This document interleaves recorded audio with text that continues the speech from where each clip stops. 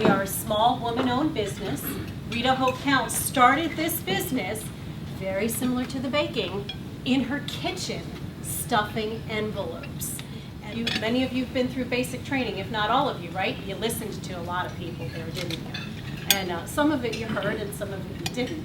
But you have to listen to your clients. And that's how Rita's business started to take off. She started with the envelopes and just doing mail like that. And then her clients would say to her, well, I've got all these packages I need shipped. And she would say, well, I can ship them out. It's no different to put an item in a box than to put a piece of mail in an envelope, right? So she started with that. Then after that, she'd be talking to her client and they'd say, well, I have to call you back. I've got 4 lines on hold. She said, well, wait a minute. That means you need people to answer your phones. So let me see. I can answer your phones. We can have your calls sent here and I can do them. So she set up some cubes and some phones. And she started answering phones. They probably had dials on them back in the day too. And like a tape recorder machine, for the actual voicemail. And then they would ask about things. They would say, like, I don't have anybody to run my booth at convention. So I want you to hold on to that light bulb here because we're going to go back to that because that's how we really took off as a company. So it started small. And you have to look for those pain points and you have to look for nonverbal clues. Somebody may come to you. Have you had somebody come to you? I'm going to pick on you now because they pointed you out, so I apologize. Has you had somebody come to you and ask you to do something really special for an event? And was it kind of like a crazy thing? Are you like the now cake boss of Virginia? Oh, yeah. I walked in with a wagon of cupcakes yesterday at the elementary school, and it was a great day for that. That is so cool. So when you start your business and you grow, what happens? You guys needed mixers, right? You needed a lot of different technology, and you went, oh my gosh, how am I going to do this? How am I going to afford this? How many cupcakes do I need to make to pay for this huge mixer, right? Yeah. It's a profit thing. You got to look at that. Well, what happens with that is you need a lot of technology a lot of times. When BrightKey went into the warehousing, she needed racking, labeling, warehouse management system, pallet jacks, forklifts, all those kinds of things. And to anybody who's ever worked in a warehouse, anybody here been a supply sergeant? Anything like that? I'm going to pick on you later too. Hold on, I'm gunning for you. I got you there. That stuff can be really, really daunting. It's a lot to think about starting a business, and I'm sure that's some of the areas that you guys are probably thinking, well, how do I do all this? There's leasing companies. There are financing companies out there that will assist you with that, especially veteran programs. So make sure that you look for those things and leverage every bit of that because you've earned every bit of that right to have those benefits. Phones, headsets, when we did the call center component, that was also another high IT technical component. And you also then have to keep up with that technology. So if you can lease the equipment, the benefit is there that after the 5-year lease is over, then you can go ahead and upgrade that. And a lot of times it's a lot cheaper to upgrade over a lease than over a purchase plan. Because if you purchase it, you're stuck with it. Then that phone system becomes what, boat anchor? I mean, you're burying it in your garage or something. You're never using it for it again. So leasing programs are excellent. Same thing with any kind of the high-speed technical equipment that we needed in the mailroom. So a little bit of lessons learned for you guys as you start to think about businesses. If you're looking at technology, there's 3 different options you can really have. You can decide to build it in-house. This is labor-intensive. Then you're required, a lot of times it's you that's building it, right? If you're the labor on this, you're saying, okay, well, this is me and I'm going to work 17-hour days now for the rest of my life. You have to take that into consideration, and then you have to have upgrades. You need to make sure that your technology is compliant. If you're going to do any federal business, you have to make sure that it's compliant with NARA, with FSMA, NIST, 508 compliance, a lot of those different things. If you're going to do anything with healthcare or personal information, HIPAA compliancy as well. So it's really important that if you're thinking about technology solutions, that you incorporate those thoughts in there. If you use off-the-shelf packages, they're oftentimes a lot cheaper.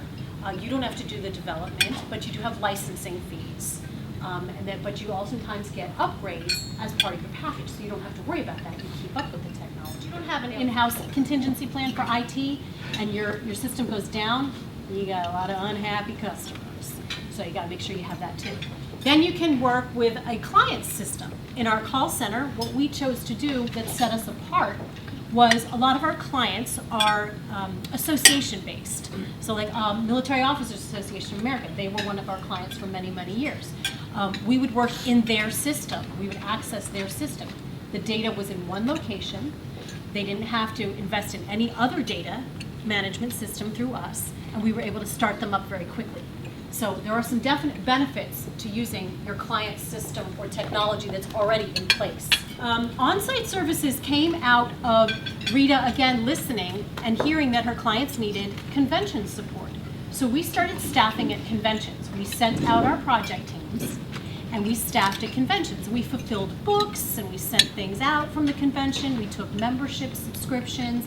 We knew the product because we were already handling it for them.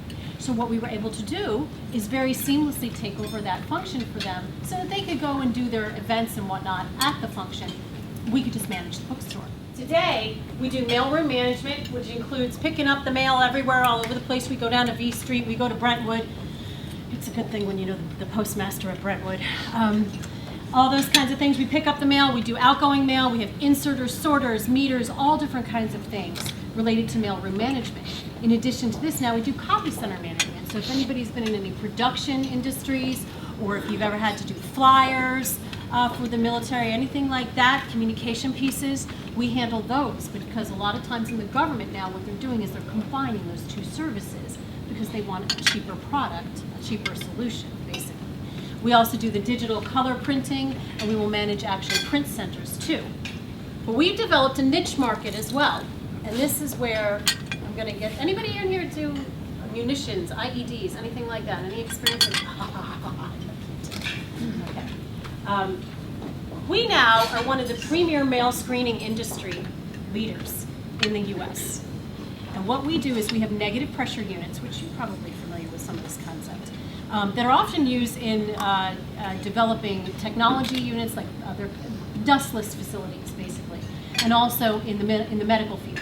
You'll see a lot of them at medical institutions and whatnot for doing blood samples and testing on things like that. This technology has been applied to negative pressure mailroom installations, where everything is contained in the mailroom. So when packages and mail are picked up from the post office, we go out to those post office locations, to the FedEx locations, to the UPS sites. We pick up those packages, we bring them into our unit here, which is actually in the building that I am housed in.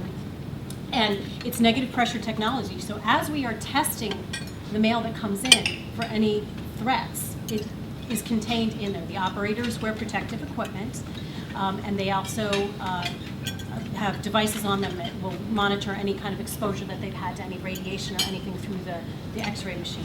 The mail comes in and it's tested for all CBRNE units, which I'm sure you're familiar with, but chemical, biological, radiological, nuclear, and explosives.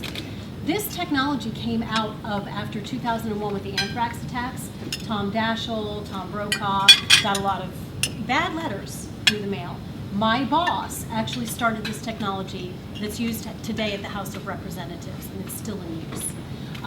But this is where we look for people like yourselves who have that experience to actually help us run these units, design these units, talk with our customers and our clients, and do threat analysis with them to determine exactly what exposure they have in that area.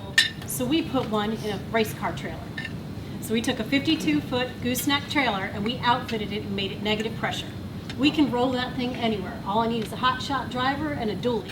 This is a contingent site for us, but it also allows us to be very mobile and respond to our clients' needs. If we have a client that has a hit in one of their existing sites internally, within 2 to 3 hours, we can load that thing up and bring it to where they need it to be and continue their operations. At a kitchen table.